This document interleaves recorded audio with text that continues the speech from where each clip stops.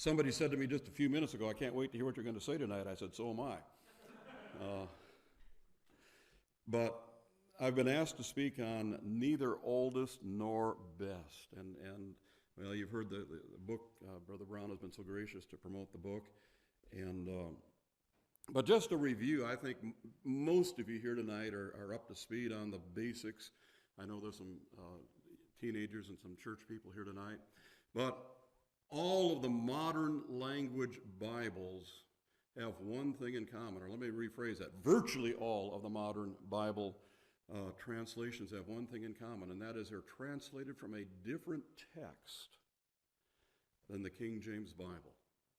And there are scores and scores. Somebody said 1,000 different English translations. Almost all of them are based on what's called the modern critical text, which is roughly 150 years old.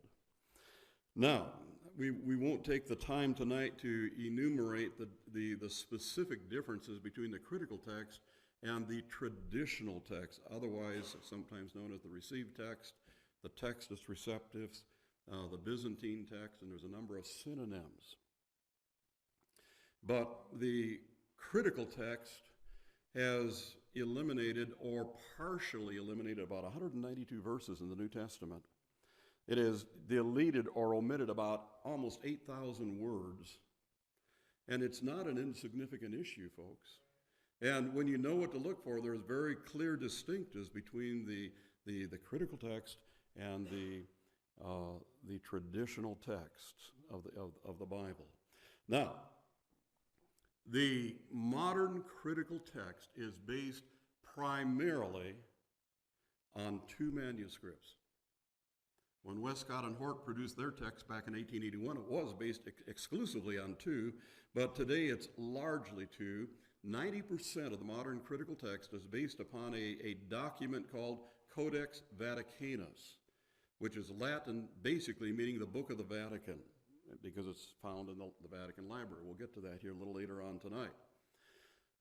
8% of the critical text is based on another manuscript called Codex Sinaíticus. And then there's about 2% from a scattered group of other manuscripts.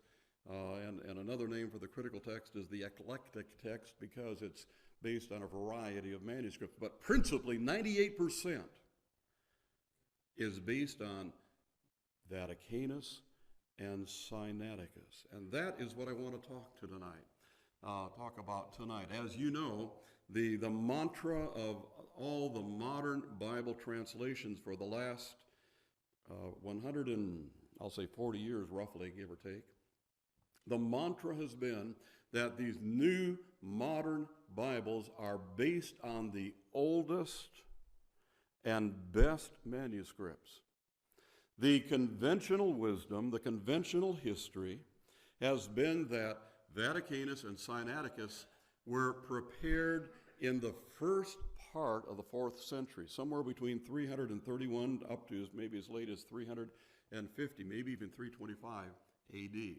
And the basic theory of the critical text is that because these two are allegedly, and I'm supplying the word allegedly, but because these two manuscripts are the oldest, that therefore they are closest to the originals, and we therefore must weight them as more important than the 99% other manuscripts which support the traditional text. And so the whole theory of modern Bibles is that they are based on the oldest and best manuscripts. We've all heard that. I have a Scofield Bible here in my hand, and Dr. Scofield had that position. And of course, you go back 50 years ago, and almost all fundamentalists had that position because it was the conventional wisdom. We don't have time to go into all that tonight. But from Scofield to the present, the mantra has been oldest and best. Dean Burgon, 150 years ago roughly, demonstrated that those manuscripts are not the best. And those of us who have been studying this subject now for the last several decades, we all know that they are not good manuscripts. They are full of problems internally, not only in doctrinal issues and diminishing particularly the person of the Lord Jesus Christ, but they are corrupt manuscripts from all the crossovers and overwriting and corrections that are made on them. They just are not reliable. But in the last several years, and by the way, I am not the first guy to come up with this. In the last several years, I'm one of the first to do a book on it, though there's another brother in England who produced a book before I did. But in the last several years, there have been a number of folks who have come to the conclusion that the modern critical text is neither old. It was not produced in 325 or 331 or whatever in the 4th century, but rather they are of, in particularly the case of Sinaiticus, very recent origin, and thereby and therefore are fraudulent to what they are purported to be. Now, so let me tell you this story tonight. Some of you have read the book and you're aware of it. Back in 1838, there was a man in Greece by the name, a young man, by the way, a man in Greece by the name of Constantine Simonides. Constantine Simonides was reared on and about Mount Athos, which is near Thessalonica. Americans call it Thessalonica, but the Greeks call it Thessalonica. Mount Athos on near Thessalonica, was where the majority of the Greek scriptoriums have been for the last 1,000 years. Scriptoriums is where the scriptures were copied prior to the advent of printing. And Erasmus, of course, his major contribution was that he put the received text into print. He did not create it, he just put it into print. And it went from there. Prior thereto, it was all hand copied. Well, anyway, Simonides grew up there. He was a Greek, he knew classical Greek, he knew Koine Greek, he knew modern Greek. He was a Greek. Moreover, he was a paleographer. That is, he was expert in textual analysis of the letter forms and in reproducing the text. And so in the year 1838, the leadership there at the monastery on Mount Athos, to which he belonged, requested him to produce a complete copy of the Bible. This included the Old Testament. To complete a copy of the Bible in the old Koine Greek, which was called uncial characters, uncial writing. Today we'd call that all uppercase or capital letters. And in that era is when, and that's why Tischendorf would later date it that old, because that was when uncial writing was the vogue, was the primary way of writing the Greek language. And so in 1838, the latter part of the year, Simonides sat down at the project to copy the Bible into a fresh manuscript in uncial characters. Now his motive was this. The monastery to which he was a part of there on Mount Athos, and there were a number of them, but the monastery of which he was a part was seeking to present this new copied Bible to the Tsar of Russia in St. Petersburg, Russia. And the motive was the Tsar of Russia, the Greek church and the Russian church, the Greek Orthodox and the Russian Orthodox, were often colleagues and collaborated together and were relatively close in their doctrine and so forth. And the purpose was to present it to the Tsar so that they hoped he would donate funds for their monastery to buy a printing press. And so Simonides set out. It took him a little over a year, around 18 months, to produce this copy of the Old Testament in uncial characters, uppercase letters. But he did it in haste. He completed it in 1840. He did it in haste, and he made quite a few mistakes. And therefore, his uncle Benedict, who was I forget the title, but he was the head man of the monastery there, went back and made many corrections. And you look at a copy of Sinaiticus today, it's full of corrections. And there were others there on the monastery staff, another scribe and calligrapher, who likewise made numerous corrections. And because of the numerous corrections which were made, they therefore consider the project to be a failure, that is, insofar as giving it to the Tsar of Russia as a gift. It therefore made its way to a place called St. Catherine's Monastery, which was a Greek Orthodox monastery. It made its way to St. Catherine's Monastery at the foot of Mount Sinai in Egypt. And there went into the library. Well, you all know the story, how that in 1844, Constantine von Tischendorf, a German rationalist, and let me just hit the pause button and get off on a sidebar here. Tischendorf was a German rationalist. He was a liberal Lutheran. And he was a young man also, 28 years old when he began this quest. But Tischendorf took the view and the position that the true New Testament had been lost to antiquity. He completely rejected the received text. And because it had been lost to antiquity, therefore he took it upon him as his life mission to, by finding ancient manuscripts in the Middle East, to reconstruct the New Testament. Well, folks, I have an announcement to make. The New Testament has not been lost. God has preserved his word. Heaven and earth shall pass away, but my words shall not pass away.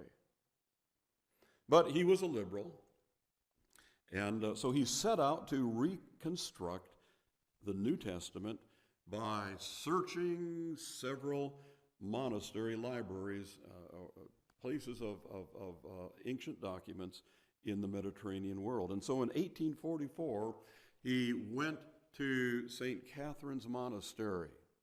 We have all heard the story, how that in going to the library, that he noticed an old document in a wastebasket ready to be burned. You've all heard that. We've all been taught that. That is the conventional wisdom. Well, in all likelihood, that never happened. And in all likelihood, Tischendorf stole a portion of that ancient manuscript from the library and made up that story to cover his tracks. And the authorities at the Greek monastery to this day say that it was never, such as Tischendorf said, found in a wastebasket ready to be burned. Why in the world would people in a library burn an ancient manuscript? The logic doesn't wash. Well, he took 43 leaves, that is pages, that would be 86 pages, 43 leaves, and took them back to the University of Leipzig in Germany, which was his alma mater, and placed it in the library there. He called it Codex Augustinus Frederico. Very prestigious, highfalutin name. It simply meant the book that was dedicated to his patron, Augustus, or Frederick Augustus, I should say, who was the Prince of Saxony, Germany. And so a portion of it went to the library at the University of Leipzig.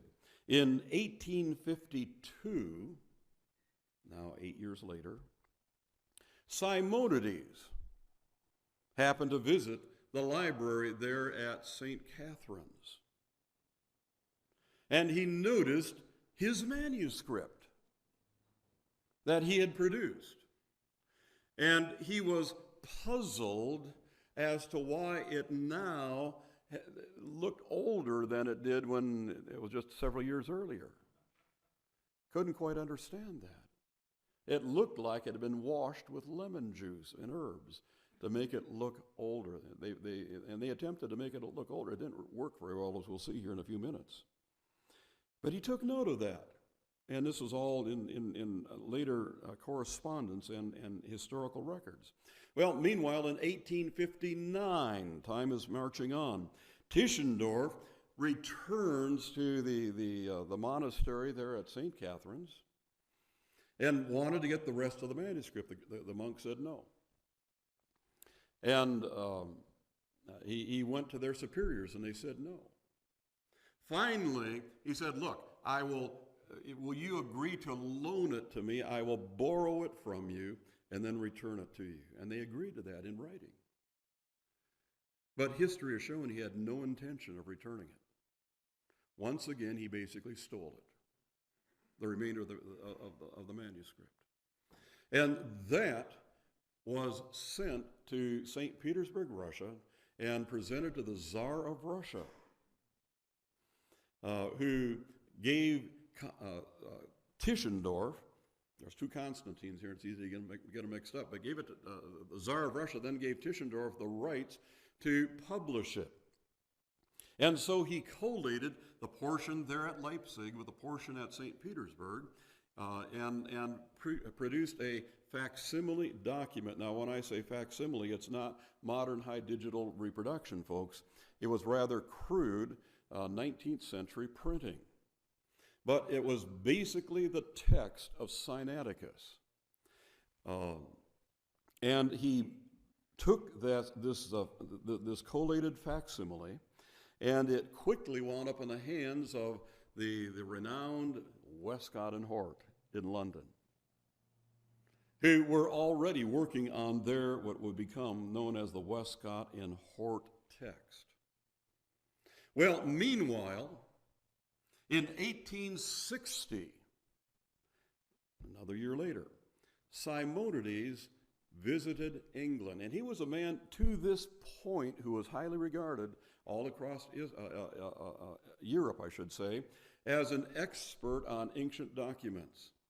He was considered a man virtually without peer in his knowledge and his erudition on Greek texts, particularly from the ancient world.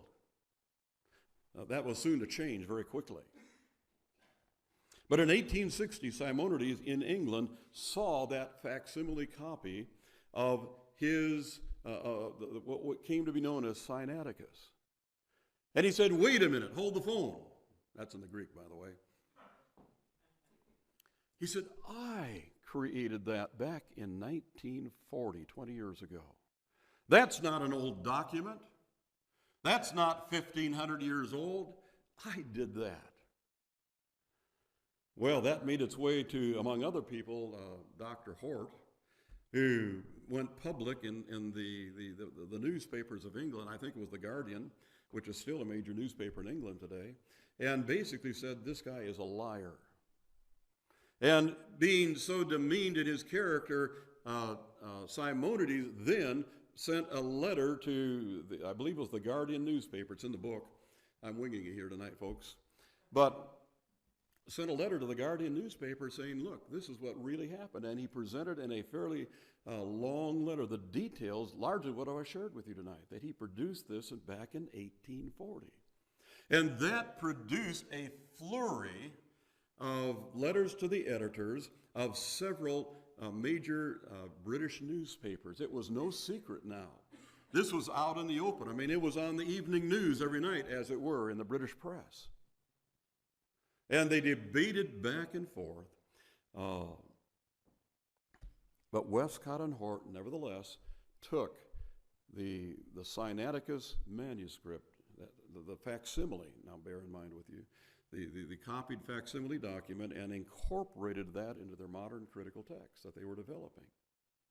Now, what is interesting, prior to this time, Simonides was considered a great scholar, a man expert in Greek documents. After this point, he came to be known as Simonides the Hoaxer. And if you go online today and do a search on Simonides, you almost instantly come up with Simonides the Hoaxer. It today is the conventional wisdom. And what is funny is that he dealt in manuscripts. It was his business of finding ancient manuscripts, bringing it to the courts of Europe, and selling them. And they were agreed these are ancient documents.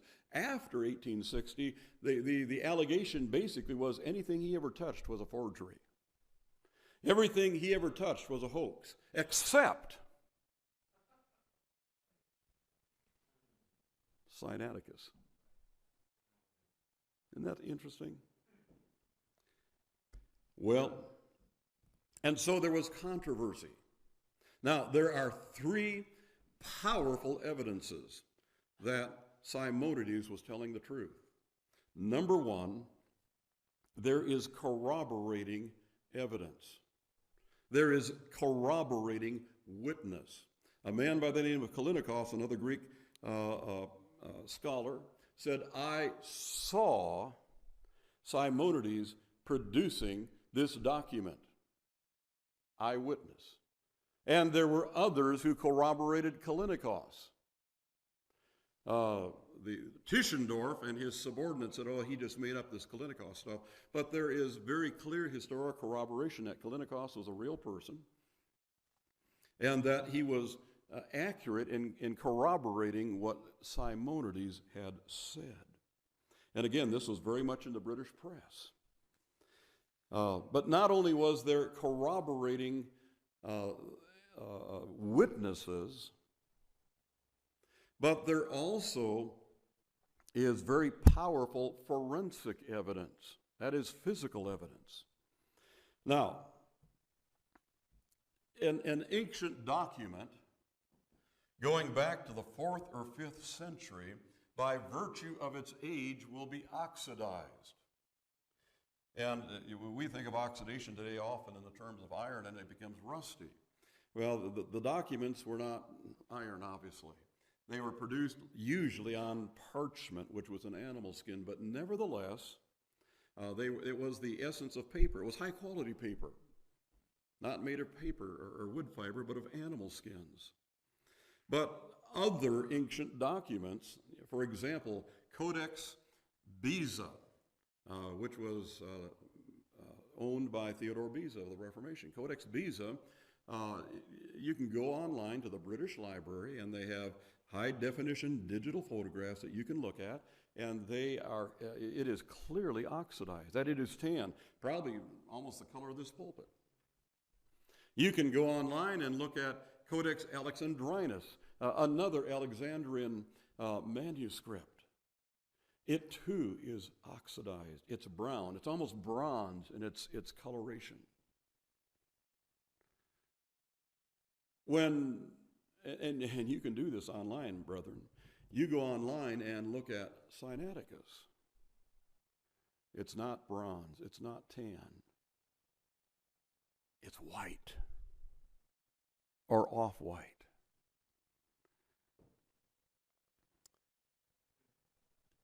In the year 1856, a Russian scholar by the name of Upensky, I'm getting ahead of myself. Upensky in 1856 went to the University of Leipzig and was requested to examine this Codex Augustinus Frederico, or Frederico Augustinus, I should say, and he said it was white parchment. And particularly the Leipzig portion is such. In 1910, a German researcher by the name of Ernest von Dobschutz went to Leipzig and saw the document and said it is snow white parchment. Well, this is laser printing paper. That's about snow white. In the year 1913, a Scottish researcher went to Leipzig and saw the document, a man by the name of J.M. McClymount, and he said it was written on snow white vellum. And if you don't believe me, now this is the last book, and somebody's already spoken for it, but you can order more from us. Now, we had to charge more for this book, folks, because there are pictures in it. Color pictures in it. And I know that's why some of you guys are buying it, because it's got pictures in it.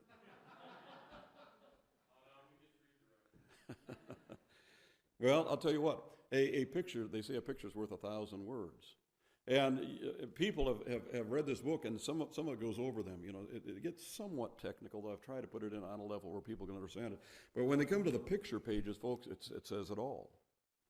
Here is a picture of Codex Bezae. I don't know if you can see it clearly out there. It's rather bronze in its appearance. Here's these incidentally are all digital, high-definition photographs, all of them by the British Library. It's all from the same source with the same equipment, the same lighting. It's all standardized to that degree. Here is Alexandrinus. Again, it's bronze in its color. Here is Sinaiticus. And you probably can't see it clear, but it's white. Maybe not snow white anymore, because they did attempt to doctor it. And that says it all. I mean, you can see it with your eyes. It's called the Sinaiticus Project. You can go online and look it up.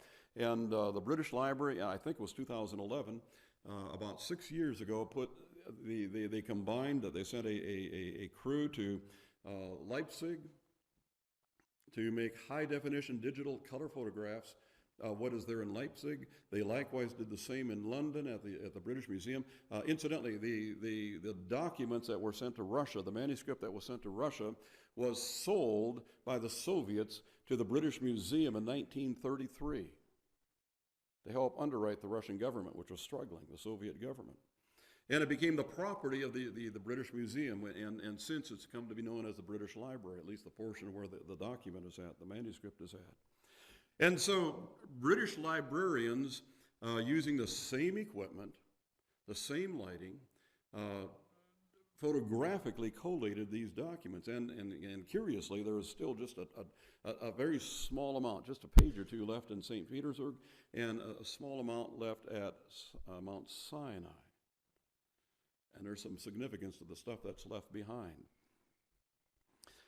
And they produced what has come to be known as the Sinaiticus Project. You can go online tonight if you wish and look at it. And it's zoomable. You can zoom in and out, and you can look at details. And I would submit to you tonight that men such as Westcott and Hort never saw the detail that you can see tonight. They saw facsimiles, black and white facsimiles of rather crude 19th century letterpress printing. And you can see the anomalies and the issues, some of which I'm going to talk about here in a second. Now, it's curious also that portions of Vaticanus are not heavily oxidized either, particularly Mark 16. We'll get to that here in a moment. But not only are the leaves of Sinaiticus a variation of white, an off-white, but they also are relatively supple. You say, how do you know that? Because the British Library allowed the BBC to come in 2011. It was right around the time of the anniversary, the 400th production of the King James Bible. And of course, these people are not up to speed, I think, in some areas. Some associated Codex Sinaiticus with the King James Bible, which it has nothing to do with historically and actually. But anyway, they made a YouTube video. You can go online tonight. The address is in the book. I don't have it here in front of me. And see that BBC news. It was for the news, the evening news. And see the reporter interviewing one of the curators there at the library. And that curator has Sinaiticus out, and he's just flipping the pages, flipping the pages, flipping the pages. This is supposed to be 1,500 years old.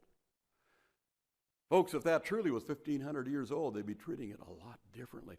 And the fact of the matter is, the British Library openly and candidly admits that the condition of this manuscript really doesn't fit the age that it is supposed to be. Now, as a sidebar, the man who dated Sinaiticus, claiming it went to the 4th century, was none other than Tischendorf. I think he knew better. In fact, I think he was behind some of the alterations, and more alterations are coming here in a second, I'll tell you about. But all this dating, the allegation that it is old goes back to one man, and that is Tischendorf. Well, not only is there the color of the document and the suppleness of the document, but there are wormholes in the document. And that's to be expected in an old document. Truly, they're bookworms. But here's what's interesting. In some places, the text goes around the wormholes. And if it truly was an ancient document, the wormholes would go through the text. But Simonides, as he was working on a relatively recent document of parchment, there were some wormholes in it, and he worked around them. And once again, it mitigates against the idea that it's ancient and rather supports Simonides in his account. But here is another interesting thing. Again, you can go online and look at Sinaiticus from the beginning to the end.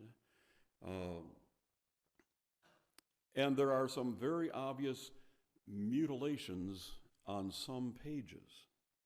Incidentally, shortly after the BBC did their account and the celebration of the 400th anniversary of the King James Bible, a publisher, Hendrickson Publishers, which is a quote-unquote Christian or religious publishing house out, I think it's in Massachusetts, they were allowed to likewise photograph page by page by page with high-definition digital photography the entire Sinaiticus document, the entire manuscript that exists. And you can buy it today for the slight fee of about $1,000 and go through it line by line. Brother Brown has such a copy. He is a man of means. And I had to go to a library down in the Twin Cities and found a copy there, and my wife and I went down there one day and spent the better part of the day going through Sinaiticus page by page by page and looking at each page. Now, in the debates that Simonides had with Tischendorf in the press, and incidentally, Simonides challenged Tischendorf to a public debate. He refused to do so. But Simonides said, look, I put in a number of places throughout that document, throughout that manuscript, my initials and acrostic little marks that would identify me as the producer, the author, the copyist, the scribe.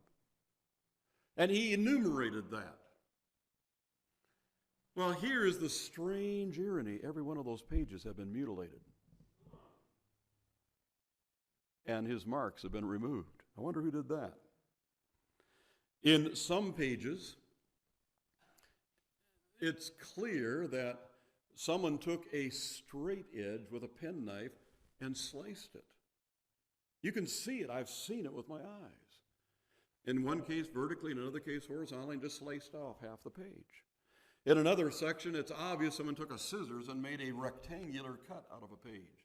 And they tried to make a jagged edge to look like it perhaps was old, but they got in a hurry and they didn't do all of that. Amazing. Well, I was in contact with the British Library, and I had requested permission to come and see it, and they had me fill out all the voluminous paperwork to get permission to see it. And guess what they said? No. And they said, this is such a valuable document, we can't allow everybody to come and see it. Well, I think the real reason is they're already aware. I mean, there's already been a book published in England on this, and there's probably been more noise in England about it than here, and they didn't want someone else coming and writing another book about it. And I told them that's what I was hoping to do research on it to put into a book. But they said, we will answer your questions. We'll gladly and happily answer your questions. And they were fairly cooperative up to the point. And I wrote them one day and said, have you ever done any forensic dating of the document other than just taking Tischendorf's word? And I said, specifically, has anybody done a carbon-14 analysis of Sinaiticus? Now, I'm well aware that carbon-14 is not an accurate way of determining dating. It's really a very crude and problematic way, but radiocarbon dating, radioactive, not radioactive, but I'm trying to think of the word. But anyway, carbon-14 dating. And they never answered. Silence. Now that says to me two things. A, they've never made any attempt to document it with radiometric dating, that's what I was trying to say. Or two, they did, and the evidence doesn't show it's 1,500 years old, but maybe 150 years old. Well, here's the third element in Sinaiticus of evidence corroborating Simonides' claim, and that is internal evidence.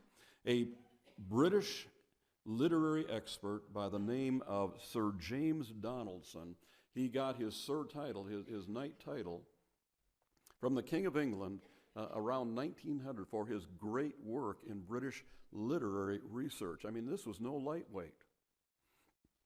And Donaldson evaluated Sinaiticus textually, internally.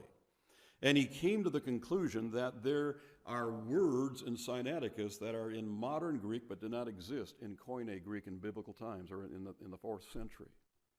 What that simply means is, let me use this illustration. Let's take Shakespeare.